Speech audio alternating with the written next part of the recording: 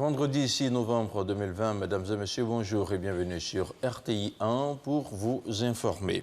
Le secrétaire général de l'Assemblée nationale était hier sur le plateau du 20h de RTI 1, Alain Akakpo-Adra, a lu une déclaration de l'hémicycle signée par son président Amadou Soumaoro.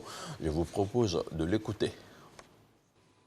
Depuis le 20 septembre 2020, l'opposition politique ivoirienne a lancé un mot d'ordre de désobéissance civile suivi d'un boycott actif des élections présidentielles suite à l'annonce par le Conseil constitutionnel des candidatures retenues pour les élections présidentielles du 31 octobre 2020. Ces manifestations ont entraîné de nombreuses victimes et d'importants dégâts matériels. Aussi, voudrais-je, au nom de l'Assemblée nationale, présenter mes sincères condoléances aux familles des personnes disparues, souhaiter un prompt rétablissement aux blessés et témoigner ma solidarité à tous ceux qui ont perdu des biens lors de ces tristes événements. En outre, l'opposition politique a décidé de la mise en place d'un Conseil national de transition et d'un gouvernement parallèle, au mépris de la Constitution ivoirienne et des institutions de la République. Face à cette situation, qui ne saurait prospérer dans un État de droit, j'appelle l'opposition politique à la responsabilité et à la raison pour éviter à notre pays de retomber dans une spirale de violence après les efforts importants déployés au cours des dernières années par le président de la République et le gouvernement pour garantir la paix et la stabilité dans notre pays. Au moment où notre pays vient d'organiser des élections présidentielles libres, transparentes, démocratiques, dont la sincérité et la crédibilité ont été reconnues par la majorité des observateurs nationaux et internationaux et dont les résultats provisoires donnent gagnant le président sortant, son Excellence M. Alassane Ouattara, avec 94,27% des voix et un taux de participation de 53,90%, il est impérieux pour tous les acteurs politiques de respecter le choix démocratique du peuple. J'invite donc de manière pressante l'opposition à saisir la main tendue du gouvernement et à retrouver sa place dans le jeu démocratique pour épargner à nos populations les affres d'un autre affrontement fratricide. Une fois encore, j'en appelle au sens de responsabilité de tous pour préserver la paix sociale, héritage à nous légué par le père fondateur Félix Houphouët-Boigny, et poursuivre durablement la dynamique de développement harmonieux de notre cher et beau pays. Et près d'une semaine après la tenue du scrutin présidentiel du 31 octobre dernier, les réactions se multiplient. La mission conjointe d'observation électorale de la diaspora africaine en Europe et du groupe Agir a fait le point de sa mission d'observation. En dépit de quelques incidents, elle juge l'élection crédible et satisfaisante. On en parle avec Issa Chonaïo. La mission conjointe d'observation électorale de la diaspora africaine en Europe et du groupe Agir Europe-Afrique était face à la presse ce jeudi. Objectif, rendre compte de sa mission d'observation après le scrutin présidentiel du 31 octobre 2020. La mission conjointe d'observation électorale de la diaspora africaine en Europe et du groupe Agir Europe-Afrique ont pu visiter plusieurs bureaux de vote et constater un engouement des électeurs matérialisé par de longues files d'attente devant les bureaux de vote. La disponibilité du matériel électoral, encre indélébile, isoloir, urne transparente, bulletin unique de vote, tablette électronique, etc. Le déroulement des opérations de vote conformément aux dispositions en vigueur, c'est-à-dire le vote dans le secret après le contrôle des documents exigés. L'utilisation de la tablette électronique et l'encre indélébile pour éviter que l'électeur ne vote plusieurs fois. Les opérations de dépouillement en présence d'électeurs et de représentants des candidats restés en lice. Au vu de ce qu'ont pu constater et rapporter ces observateurs internationaux, la mission conjointe d'observation électorale de la diaspora africaine en Europe et du groupe Agir Europe-Afrique se réjouit de la tenue effective des élections malgré le contexte politique très tendu, regrette que plusieurs électeurs n'aient pas pu exprimer leur choix, se félicite des conditions et des éléments de transparence et de crédibilité réunis par la Commission électorale indépendante. Juge le scrutin présidentielle du 31 octobre 2020 globalement satisfaisant dans son ensemble. Pour les scrutins à venir, la mission conjointe d'observation électorale de la diaspora en Europe et du groupe Agir Europe-Afrique a recommandé surtout la formation des sélecteurs sur les opérations de vote pour réduire davantage les bulletins nuls. À Bandoukou, on a célébré la victoire du candidat du RHDP. Les populations de la ville aux 1000 mosquées qui ont largement contribué à la victoire finale de leur candidat se sont retrouvées pour marquer l'événement. À l'occasion, Kobenang Kwasi Adjumani en a profité pour appeler à la paix et à la retenue pour le développement du Gontougo. Mamadou Kwasi. Les rues de Bandoukou, la ville aux 1000 mosquées, prise d'assaut par les populations. Une parade de motos et de véhicules pour célébrer la victoire du candidat du RHDP, Alassane Ouattara, dès le premier tour de la présidentielle d'octobre 2020. Une expression de joie d'avoir contribué à la victoire écrasante de leur candidat. Le Gontougo réalise un taux de participation de plus de 56%, avec plus de 89% de suffrages accordés au président Alassane Ouattara. À travers cette liesse populaire, les populations de Bandoukou veulent transmettre un message de paix et de cohésion. Inviter les uns et les autres à œuvrer véritablement pour cette paix, parce que c'est le préalable à tout développement. Il ne faut pas imaginer ma joie de savoir que celui que j'ai voté, qui est le président Alassane Ouattara, il est élu à plus de 90%. Vraiment, je suis contente. C'est main dans la main que nous avons travaillé. On ne peut qu'être heureux de ces résultats que nous avons reçus.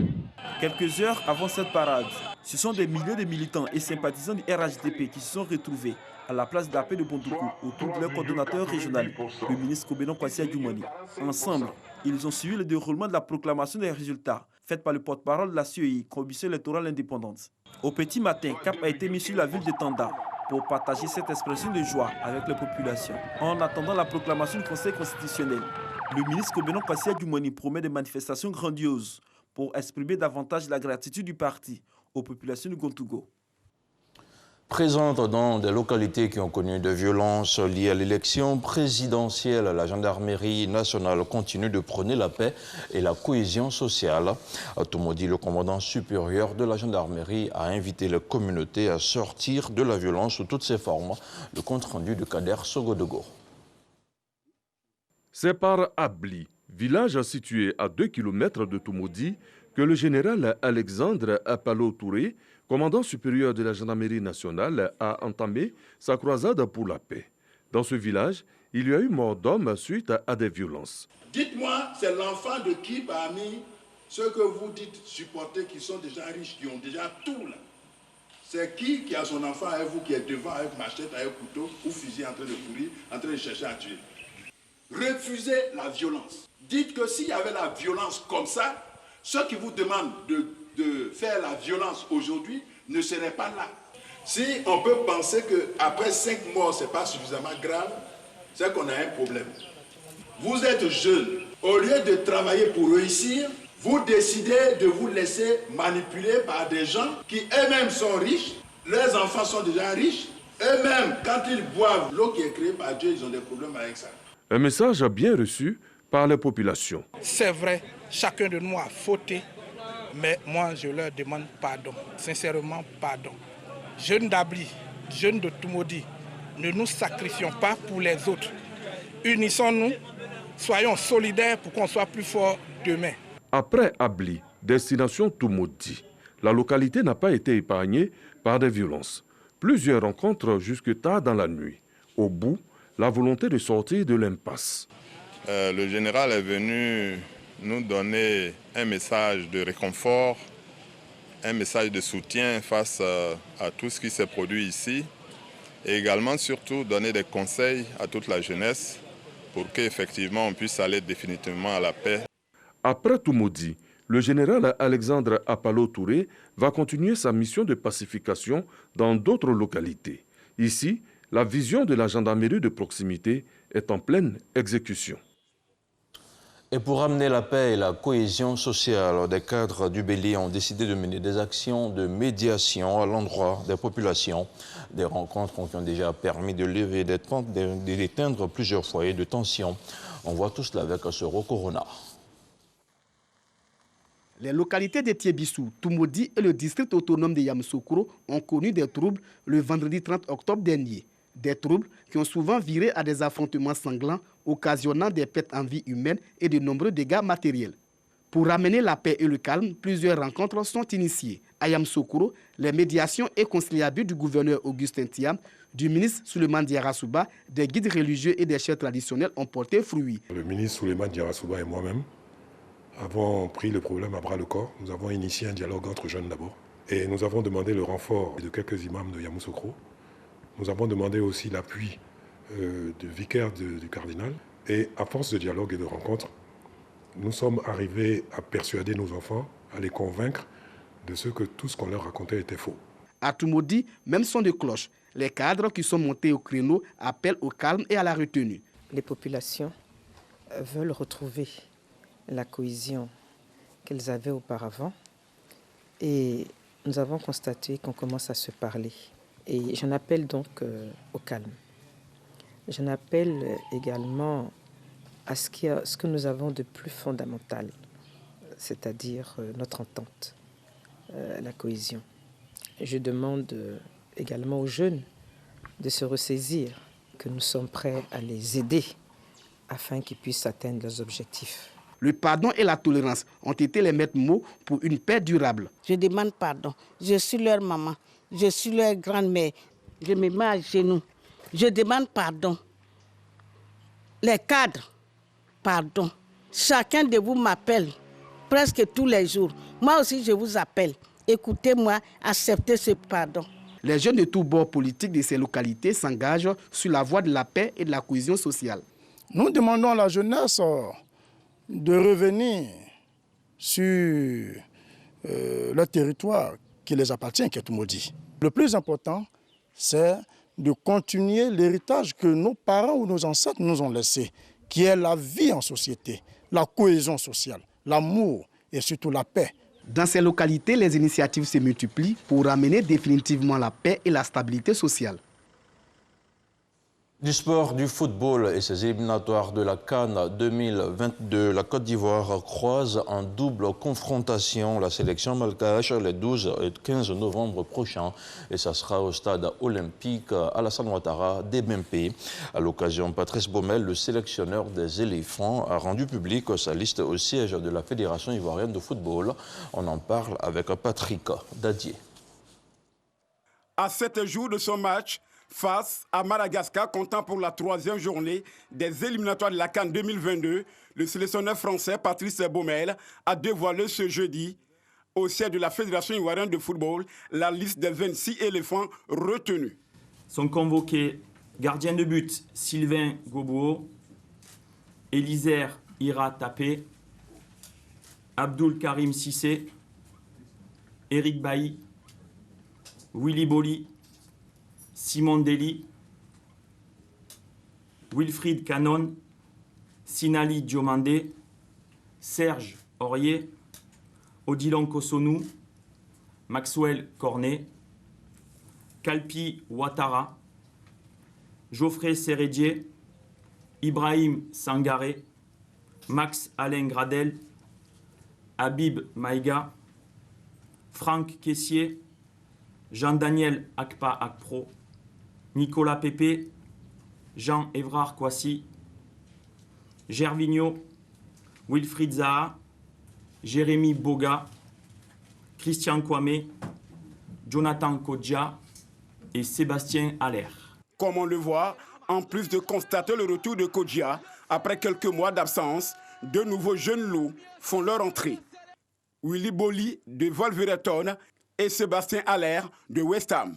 Pour l'ex-adjoint David Renard, pour ce match décisif, il espère retrouver une équipe compétitive, agressive, capable de faire la différence. L'acte 1 de cette double confrontation prévue au stade Ebimpe d'Agnaman le 12 novembre se jouera devant 30 000 spectateurs. De quoi motiver nos Pachidernes, car une victoire est impérative pour ravir la première place au Baria, dans le groupe K. On parle également de football dans l'actualité internationale. Diego Maradona va rester plusieurs jours à l'hôpital à la suite de l'opération d'un hématome à la tête qu'il a subi mardi à Buenos Aires, a déclaré hier jeudi son médecin Leopoldo Luque. L'idole du football argentin âgé de 60 ans a eu des épisodes de confusion dans un contexte d'abstinence qui nécessite un traitement, a expliqué le praticien, l'un des chirurgiens qui a participé à l'opération considérée comme un succès. Et puis, la Maison-Blanche annonce que Donald Trump va s'exprimer à 18h heure de Washington, ce qui correspond à 23h30 à Abidjan. Donald Trump a prévu de s'exprimer depuis ce jeudi. Depuis la Maison-Blanche, on fait savoir les services du président américain. L'issue de l'élection présidentielle entre Donald Trump et son rival démocrate Joe Biden reste toujours incertaine, alors que plusieurs États décisifs n'ont pas encore livré leur verdict. Voilà, on s'arrête ici pour ce 6h30. Merci à vous tous de l'avoir suivi. Retrouvez à 13h Herman Guivet. L'information continue sur le www.rti.ci.